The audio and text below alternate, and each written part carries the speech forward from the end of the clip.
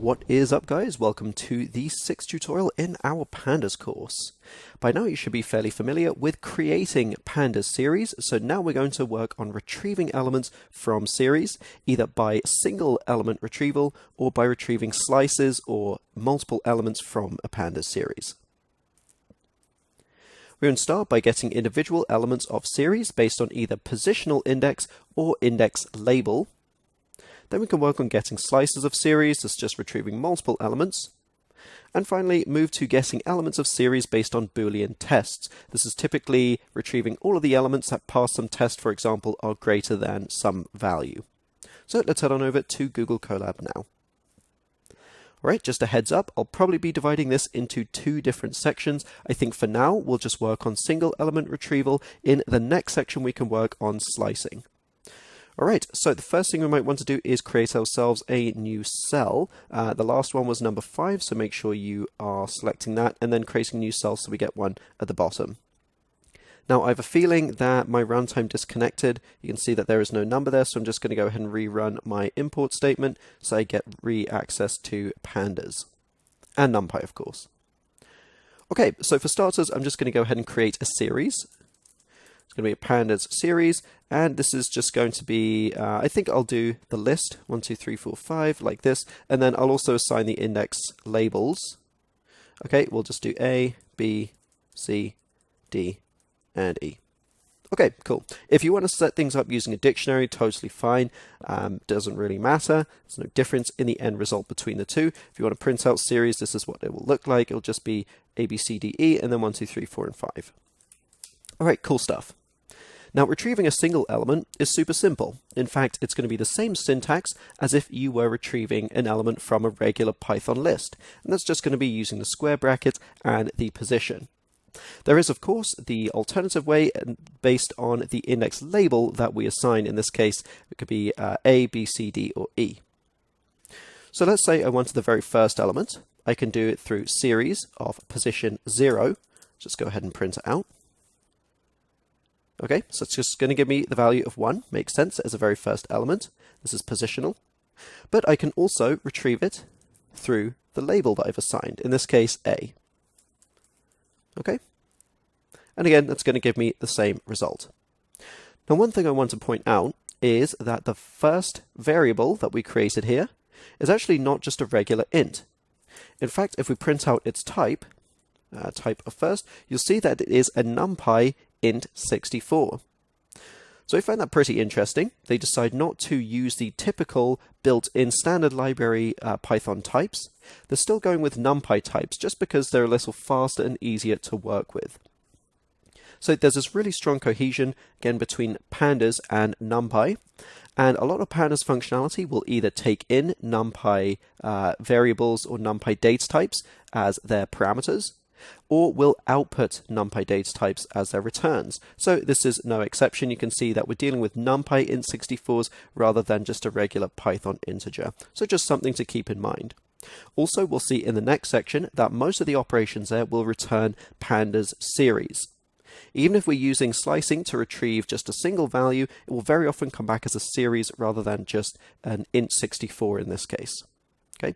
Also, feel free to use different data types if you want. I just stuck with integers because they're kind of quick and easy to use. All right.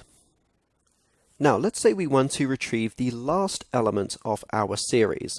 Well, we actually know exactly what the series looks like. We know there are only 5 elements here, so the last index or the last item will be at index position 4 or label E. So we can absolutely do that. We can say last, for example, is equal to series of 4. Okay, we'll go ahead and print it out. Okay, and again, we get a single value, should be an int 64 unless you're using some other data type. And then, of course, we can also do series with the label of E, like so. Okay, so that's cool. There is actually another way we can retrieve the last value, and that is using the negative indexing. So this should be nothing new. If you're familiar with working with Python lists, we use negative indexing all the time to kind of count backwards. So let's say we want that final element, that's going to be a -1 up until the end. So the index of -1 until the end. And in fact, I'm actually going to put that on a new line. So -1 until the end. This should retrieve us the very final element of our series. Okay, and it kind of does. We do get that 5, but you can see that this is not just a single value. In fact, this is a pandas series. Okay, and you can see that clearly it is a series, and that is because we're using a slicing technique. Technically, this is not just retrieving the last value, this is actually retrieving a slice with the last value included. Now, we're going to get back to slicing in the next section, so for now I'm going to leave this alone. I just want to point out that this is a way to retrieve the very last element.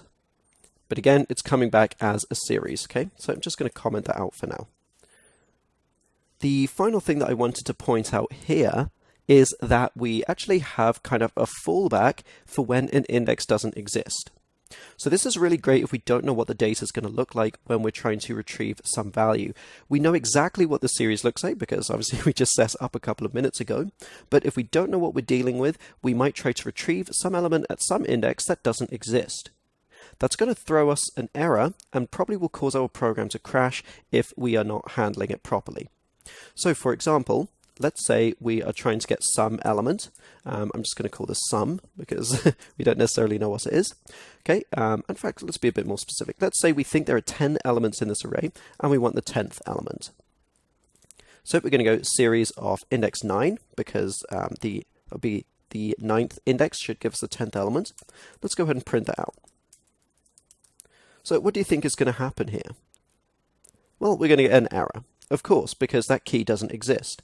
There is no index 9 in our series here, and there's no index label for that index either.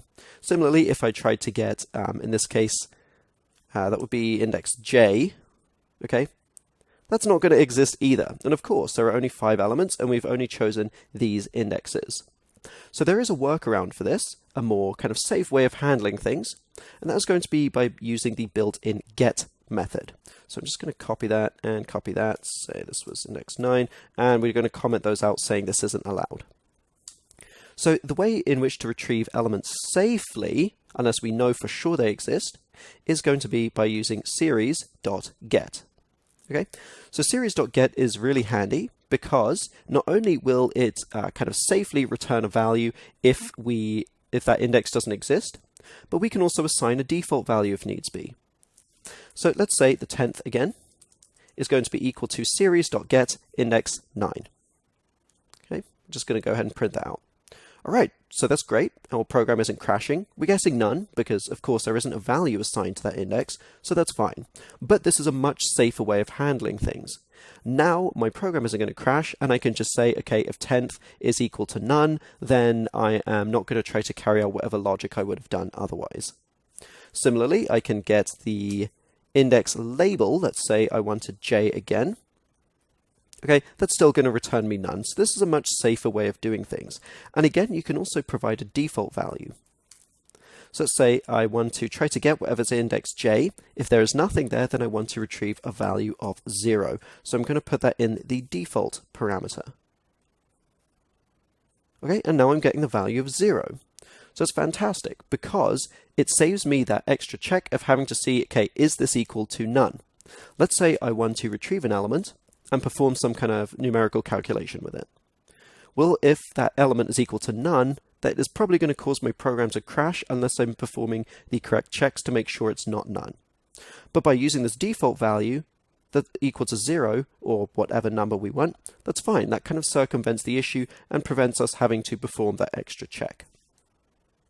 All right. So that is pretty much all we wanted to cover here. We know a variety of techniques we can use to get a single element. You can use the positional indexing. You can use the explicitly assigned indexing. Again, if you haven't assigned an index explicitly, then the index will just be the kind of position. So, 0, 1, 2, 3, or 4. You can use the get function or get method to safely return values if that index does not exist. And we know we can retrieve the last element using the slicing technique. So when we come back, we're going to continue with this topic, but we're going to explore how to retrieve multiple elements through a couple of different slicing techniques. We'll also cover the Boolean retrieval as well as shuffling our series. Okay, so stay tuned for those. Thanks for watching. See you guys in the next one. What's up everyone, welcome to the 7th tutorial in our Pandas course. This is part 2 of guessing elements from series. In the previous part we focused on guessing individual elements, now we'll focus on guessing multiple elements via slices. So we covered that, both retrieving them through positional index as well as label index. Now we'll focus on getting slices using a couple of different techniques and also guessing elements based on Boolean tests. So let's head on back over to the code. Alright, so number 6 is where we left off last time. Now what we're going to do is get started with a new cell and kind of continue on. So just to make things easy, I'm going to copy over that same series into this cell as well. Alright, so we actually saw one example of guessing a slice when we tried to retrieve the last element. So I'm just going to copy that over, give you a quick refresher of what that looks like. Okay, this is using the slicing syntax. The colon indicates that we're retrieving a slice. If we print out last, then we saw that we're actually retrieving a pandas series. And actually pretty much all of these operations that we'll cover in this section will retrieve series, even if those series only contain 0 or more elements. So if it's an empty series or it only has one element, it's still technically a series. Okay, just as long as we're clear about that moving forwards, then we should be good to go. Now, this kind of colon syntax is actually nothing pandas specific. You can use this with any kind of Python list, and it gives you the chance to specify lower bound and or upper bound. So let's say, for example, I wanted the first 3 elements. I could do something like 3 is equal to series from 0 until 3.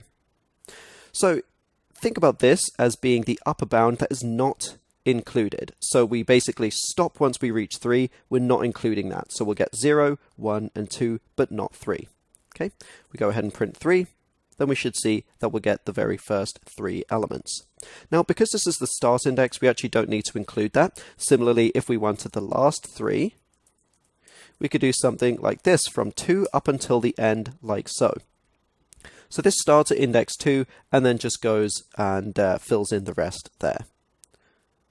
So you can see that gives us the last 3. And finally, if we want the middle 3, we can do something like this, series from 1 up until 4, and that should give us 2, 3, and 4. Cool stuff. Okay, but again, this is not pandas specific. If we want something that's kind of pandas specific, we can use the square brackets to specify which indices we want. So we can do something like this. Let's say again we want the first 3 elements. Okay, and this is going to be series. Okay, we're going to open up the square brackets to indicate we want a certain part of the series. And now we're going to enter in the labels that we want. So in this case, let's say we want the first 3 elements again. We could do 1, 2, and 3. You can see that that is going to, oh, actually, these are the indices. So let's say we want the first 3, it should actually be 0, 1, and 2. You can see that we're getting the first 3 elements again. Similarly, we can pass in the explicit labels like before. So we can replace that with A, B, and C. Okay, and that gives us, again, the exact same results. Now, we absolutely don't have to do things in order. We can shuffle things around. For example, let's say I want shuffled to be equal to series, and then I want some random order. Okay, so in this case, I can do, I don't know, like 4, 1, 3, 0, and 2. Okay, and if I print out shuffled, that's going to return me my series with the values. The key value pairs remain exactly as they should be, but you can see that the order has changed completely. And just like with the positional indices, I can put in the label indices as well. So let's say I wanted again something random. Maybe I'll do like B, A, E, C, and D. Okay, and that works out just fine as well. Now be careful to not add an index that doesn't exist. Well, as of right now, that's fine. In the future versions of pandas, that will throw an error. In fact, let's say I try to add in F or some index that doesn't exist. You can see that it does kind of work for now. It just inputs a number in there, but it's not going to throw me an error. However, you can see this warning clearly that is saying that in the future, this will throw an error. Okay, any missing label will raise a key error, and that will be like throwing an error that causes your program to crash. So while it's okay now, in the future versions of pandas, this won't be allowed. So it's probably a good idea to get used to not doing this. All right, there is actually a way to check to see if keys exist, which we'll check out towards the end of this tutorial. Now, the next topic that we wanted to cover here is guessing values based on Boolean tests. Now, this is one of the really cool series of features, features of series, and it's really cool because it allows us to pick and choose which values we want based on the outcome of a test. So a test has to be a fairly simple Boolean test. Typically, this is just comparing it to some value. For example, let's say in my series here, I wanted every value that is greater than or equal to 3. Okay, so for that, I could do maybe, let's just do greater than 3. We could do greater than 3, GT3 is going to be equal to my series, okay, square brackets to indicate I want a part of the series. And basically, I'm going to put the test series greater than 3. So anytime we do some kind of a comparison or arithmetic operation on a series like this will return us all the values with that operation or that comparison applied to them. So in this case, this will only get the values that pass this test from my series. So here you can see that I'm only getting 4 and 5, and then of course the respective keys. So we're good to go. That functionality works, and it's a great way to make sure that we're only guessing the values that pass this test. Also, just to demonstrate that we can absolutely have empty series, let's say series greater than 6, you can see that we get a series here, empty array or list of values, and the data type defaults to int64. Okay, so I'm actually just going to make a note of that. Series greater than 3 returns us those. Okay, good stuff. Now, the very, very final thing I wanted to show you guys is that we can get just the indexes or just the values, or we can actually convert a series very easily into what's called a pandas array. It's a similar data structure to a series, but without nearly as much of the functionality. So we can do that by doing something like this. Let's say we want all the indexes. This is just going to be series.index. Interestingly enough, it's not indexes, it's just index. Okay, and we can do indexes like so. Okay, this is going to give me an index data type, A, B, C, D, and E, and the data type is an object.